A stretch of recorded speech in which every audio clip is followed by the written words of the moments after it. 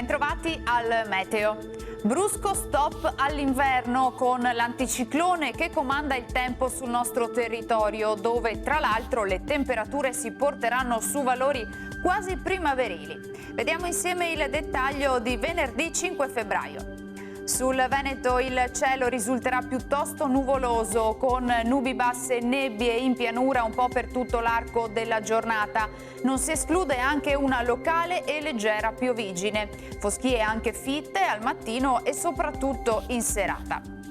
Clima mite, decisamente fuori stagione, con temperature minime tra 4 e 7 gradi, valori massimi compresi invece tra i 9 e i 12 gradi all'incirca.